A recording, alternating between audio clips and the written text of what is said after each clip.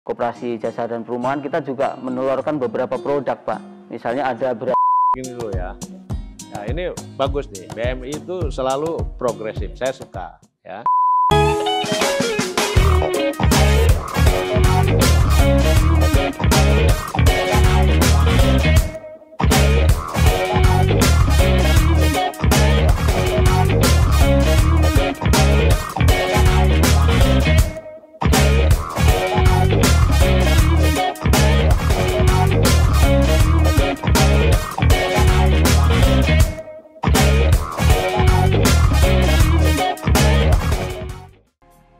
Baik, Pak. Ini saya ada pertanyaan tentang upaya untuk ini ada agak sedikit KSP dan KSPS dulu, Pak. Bahwa di industri keuangan ini kan sebenarnya perlu pembatasan atau acuan dalam memberikan suku bunga atau margin kira-kira gitu, Pak. Karena di masyarakat kan ada koperasi yang memberikan marginnya bisa besar sekali misalnya. Untuk apakah nanti akan ada kebijakan yang membatasi jumlah suku bunga per tahun atau per bulan gitu, Pak Menteri? Gini ya, di satu sisi kita ingin koperasi itu betul-betul independen ya, karena kita berbeda dengan korporasi ya, karena koperasi itu segala sesuatunya kan diputuskan lewat rapat anggota gitu. Nah, jadi sebenarnya kita ingin betul-betul koperasi ini tidak diintervensi oleh pemerintah. Tapi di sisi lain, koperasi harus memperbaiki tadi governance-nya. Ya, harus ada pembagian kekuasaan antara pembuat kebijakan, pengawas dengan pelaksana. Nah, kalau digabungkan itu pasti ada penyimpangan. Nanti akan banyak kasus-kasus koperasi gagal bayar karena salah investasi, salah urus, dan lain sebagainya yang tidak ada kaitan dengan anggota. Nah, termasuk juga dalam hal bunga, ya bunga pinjaman misalnya koperasi simpan pinjam. Memang seolah-olah kalau bunganya tinggi, SHU-nya akan lebih besar. Tapi kan itu artinya mau berkembang usahanya bagaimana kalau dari awal sudah tinggi, cost up capital yang diterima oleh anggota tinggi, sudah ya, tinggi, Pak? gitu loh, itu akan kalah. Jadi justru menurut saya konsep SHU ini yang harus kita hilangkan. Mestinya koperasi itu tidak lagi ngebagiin SHU supaya kapital koperasinya makin besar. Nah, justru anggota harus dapat pinjaman semurah-murahnya. Benefitnya lebih diperbesar ya, Pak? Supaya usahanya berkembang. Usahanya berkembang, kompetitif, tabungannya makin banyak, koperasinya dengan segede besar. Saya lihat kalau seolah-olah di bunga tinggi supaya kapitalnya besar, menurut saya keliru. Bukan di bunga, tapi di kegiatan usahanya yang kompetitif dengan bunga yang rendah. Nah, itu ya. Nah, yang kedua sekarang tantangan koperasi, di luar koperasi sekarang banyak sekali lembaga pembiayaan yang lebih murah. Ya, KUR aja sekarang 3% tahun ini, ya 6% normalnya. Nah, kalau koperasi masih di atas itu, menurut saya sangat berat begitu. Apalagi ada peer-to-peer lending, ya, yang sekarang dengan pendekatan teknologi, karena mereka menggunakan teknologi, mereka bisa lebih cepatlah memberikan layanan karena mereka sudah tahu nih track record digitalnya, usaha mikro yang mau pinjam ke peer-to-peer itu sehat gitu, bisa sanggup bayar cicilan gitu. Nah, makanya sekali lagi digitalisasi dari UMKM dan koperasi itu menjadi penting karena ini juga dari segi pembiayaan akan bagus gitu ya. Nah, jadi kira-kira gitu ya. Jadi saya untuk sementara pemerintah tidak lagi campur seperti itu, tapi ekosistemnya ya. Terus nih Pak, kemarin kan interpretasi kami membuat tentang koperasi modern itu selain masuk ke koperasi jasa dan perumahan, kita juga menelurkan beberapa produk, Pak. Misalnya ada beras BMI di tempat kami ini, nanti kita tunjukkan. Jadi beras ini dihasilkan oleh petani, terus kemudian terus kita juga punya cabai, punya hasil-hasil ternak. Cuman memang kita ada ekosistem yang membentuk off-taker tadi itu Pak, yang sebetulnya memang bukan hanya ke koperasinya, tapi kami juga berpikir bagaimana kita berhubungan lembaga-lembaga lain, misalnya ada Tani Hub misalnya gitu. Atau kalau kemarin saya lihat Pak Menteri ada komunikasi kerjasama dengan MNC Group, itu arahnya sebenarnya kemana Pak Menteri? Nah gini dulu ya, nah ini bagus nih, BMI itu selalu progresif, saya suka ya. Misalnya sekarang BMI sudah menjadi off-taker, anggotanya misalnya yang petani padi, sayur, dan lain sebagainya. Nah, tapi yang pertama yang harus dibikin adalah skala ekonominya. Ya, karena petani padi itu kalau dibiarkan petani kecil-kecil gitu, tetap tidak efisien. Ya, dari sisi logistik ya, dan lain sebagainya. Nah, karena itu harus bikin klaster nih. Misalnya kalau padi hitungan kami itu 1.000 hektar 1 RMU. Ya. Nah, sayur, buah ada ukurannya.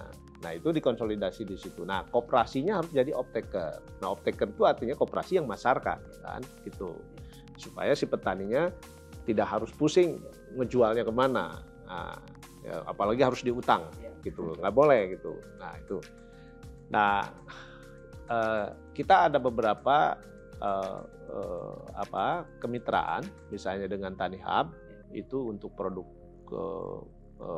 groceries, termasuk buah-buah tropik dan lain sebagainya. Kami udah ada coba di Malang. Untuk hortikultura ada juga Pak? Hortikultura ya. bisa. Nah, misalnya di Bandung, ya. di Ciwidey ada koperasi Al-Ittifaq, di pesantren Al-Ittifaq.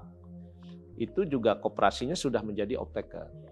Off-taker dari para petani kecil di sekitar pesantren, bahkan sekarang akan dikembangkan menjadi 50 pesantren. Bahkan ada koperasi di Lampung 5 yang memproduksi melon sudah dibeli oleh Ittifaq, dan Ittifaq menjualnya ke jaringan retail modern, termasuk juga punya toko matnya sendiri, ya Alif Mat namanya. Nah, kira-kira begitu. Jadi bisa antar koperasi juga. Nanti misalnya kalau produk buah-buahan, sayur-sayuran, itu bisa juga jaringan Al-Ittifaq menjadi off-taker, menyalurkan produk itu. Jadi tidak harus dengan Tani Hub saja, gitu ya. Karena permintaannya sudah sangat besar, misalnya. Nah, kalau dengan MNC, ini kan kita ada 2 yang kita mau dorong UMKM kerjasama ke situ. Karena MNC ini kan sebenarnya kuat di media, ya. Nah, sekarang itu misalnya berdasarkan survei dari Digmind, ya, orang yang belanja di e-commerce itu dipandu oleh medsos, ya. Jadi orang memutuskan membeli produk itu biasanya di pembicaranya di medsos. Di medsos dulu ya Pak. Di medsos. Nah, belinya di situ. Nah, saya ingin, semakin banyak produk-produk UMKM kita yang masuk misalnya jadi propertinya di sinetron, ya, di program-program entertain, termasuk di jaringan sosial MNC begitu ya Pak. Group, gitu. Nah, jadi itu marketingnya kira-kira seperti itu. Tujuannya begitu ya Pak. Nah, nanti kan silakan jualannya bisa di e-commerce, bisa di platform sendiri dan lain sebagainya. Nah, saya kira itu. Ini agak keluar Pak, maksudnya agak kalau tadi kita bicara koperasi secara internal produknya untuk dalam negeri, apakah bagaimana sih visi tentang produk koperasi itu yang ekspor Pak? Ini kita ada 2 konsep ya, ekspor langsung, retail ekspor, atau menjadi bagian daripada supply chain industri nasional yang ekspor, gitu. Nah, yang pertama, yang retail ekspor, ini kita melihatnya sangat positif, karena dari waktu ke waktu nilai retail ekspor ini meningkat. Kenapa? Karena dunia ini sekarang terhubung, ya, antara produsen dengan konsumen itu sekarang terhubung langsung. Jadi kita bisa aja beli produk langsung, nggak lewat lagi perusahaan distributor atau middleman-nya, tapi langsung konsumen ke produsen. Nah, ini kita harus siapkan betul tingkat kepercayaan atau kualitas produknya, kurasi dan lain sebagainya. Ya, ini harus dimanfaatkan karena ini menguntungkan UMKM. Ya, karena custom produk tidak harus produk massal. Kalau produk massal ya kalah kita dengan industri besar. Nah, ini harus dimanfaatkan dengan tentu sekarang bisa memanfaatkan e-commerce cross border untuk dukungan logistiknya.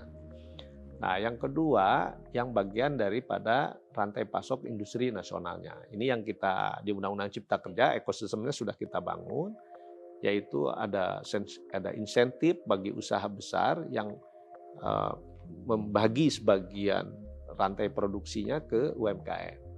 Ya, juga ada sistem upah yang jauh lebih kompetitif di UMKM. Nah, jadi ini kemitraan yang sangat positif. Nah, karena itu maka UMKM-nya harus sudah mulai masuk ke produk-produk yang inovasi teknologi. Misalnya menjadi pembuat komponen untuk memasok kebutuhan industri perumahan, misalnya industri otomotif, misalnya industri makanan, misalnya industri elektronik, dan lain sebagainya, baik bahan baku, komponen, bahan penolong, dan lain sebagainya. Nah, ini transformasinya. Jadi, yang jelas jangan UMKM itu bikin produk yang itu terus, Pak. Itu terus gitu ya, yang ekonomi subsisten ya. Gitu. Terus juga jangan yang bersaing dengan usaha besar. Itu nggak kuat. Gitu. Kecuali hanya untuk atau ada produk-produk unggulan, Pak, yang untuk ekspor itu, Pak, yang saran ke koperasi misalnya, atau ada koperasi yang memang diinisiasi untuk ekspor, Pak? Ya, yang ekspor itu misalnya saya banyak koperasi misalnya yang sudah bikin briket, ya, yang bahan bakunya itu dari batok kelapa atau sisa-sisa kayu atau bambu. Itu permintaan dunia itu sangat besar, ya, karena batu bara itu kan sekarang dikonversinya oleh itu yang lebih sehat. Kedua misalnya rempah, gula semut, yang itu juga sekarang permintaannya besar karena itu jadi gula sehat, ya, dan di luar negeri dipakai juga loh industri makanan seperti coklat lebih enak gitu. Nah, ya, buah tropik, ya, itu juga sangat besar permintaannya, mulai dari pisang, mangga, manggis, ya, melon, dan lain sebagainya. Itu peluang yang sangat besar untuk koperasi, termasuk juga produk yang berbasis laut, rumput laut, ikan beku, ya, atau ikan segar. Nah, tapi menurut saya kita juga tidak harus melirik semua untuk ekspor. Kita juga bisa memproduksi komoditi yang substitusi impor. Misalnya jagung pun kita kan masih impor, beras kita masih impor, kedelai bisa impor. Nah, buah-buahan juga kita masih impor. Jadi dalam negeri juga masih sangat pasarnya besar sekali, Mas, ya. Garam, ya, ini kita 270 juta. Coba kalau di Eropa itu bisa 10 negara, begitu loh. Nah, susah-susah kita ini. Kita juga bisa orientasi ke dalam. Misalnya sekarang kedelai, kita sedang ada exercise dengan koperasi di Sumedang untuk misalnya tempe kita ganti kacang kedelai dengan kacang koro, sama enaknya. Gitu, dan lebih produktif. Nah, nanti kita baru piloting sehingga ini kalau sukses, ini bisa kita menjadi gerakan koperasi di Indonesia nanam kedelai, nanam kacang koro untuk substitusi impor kedelai. Ya. Itu kan malu-malu kita membanggakan tempe makanan sehat Indonesia atau kedelainya masih impor gitu. Nah, ini kita bisa substitusi dengan kacang koro, kacang pedang yang memang endemik Indonesia. Lalu ini, Pak, kemajuan koperasi itu kan sebenarnya satu yang dilihat adalah kontribusi terhadap perekonomian, saya kira, ya, Pak. Sejauh ini sebenarnya berapa persen terhadap PDB, Pak, dan akan seperti apa kalau bayangan Pak Teten ini? UMKM keseluruhan itu kan 61% ya. PDB.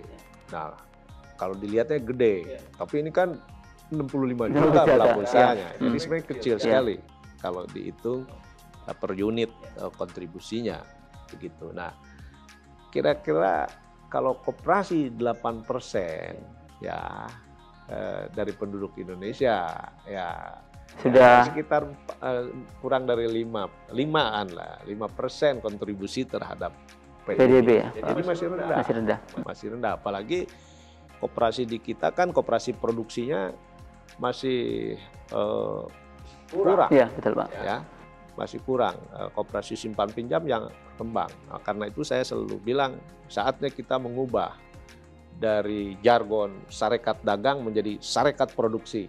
Nah, jangan sampai market dalam negeri diserbu oleh produk-produk dari luar karena kita kurang mau masuk di produksi. Nah, sekarang kan LPDB sudah kita arahkan dalam bantuannya ke koperasi simpan pinjam harus dikasih ke yang produksi. Misalnya telur, ya petani peternak ayam gitu bikin satu klaster misalnya khusus ayam, klaster sayur, klaster buah-buahan begitu ya dalam skala ekonomi tadi. Jadi kita akan begitu. Nah, ini mudah-mudahan pembiayaan LPDB semakin besar, tapi ke depan saya ingin by design kita mau memperkuat ekonomi sektor apa gitu. Kalau terus perdagangan ya menguntungkan industri besar lah gitu ya. Padahal industri besar sudah bisalah membangun rantai distribusinya sendiri gitu loh. Terakhir Pak, kebetulan kan kita koperasi-koperasi yang besar atau koperasi-koperasi yang peduli ini perlu bersama-sama memperbaiki image koperasi Pak. Nah, kalau yang kami lakukan ini kan melakukan kegiatan sosialnya banyak, kegiatan ekonomi berjalan begitu. Di samping itu juga tadi saya kebetulan bicara dengan Mas Anang, Kabag Humas, itu bagaimana koperasi-koperasi kita membentuk kehumasan bersama yang mensiarkan kebaikan-kebaikan berkoperasi. Atau kalau kita lihat misalnya ayo nabung bersama menjadi agenda semua koperasi primer di Indonesia begitu Pak. Itu bagaimana Pak?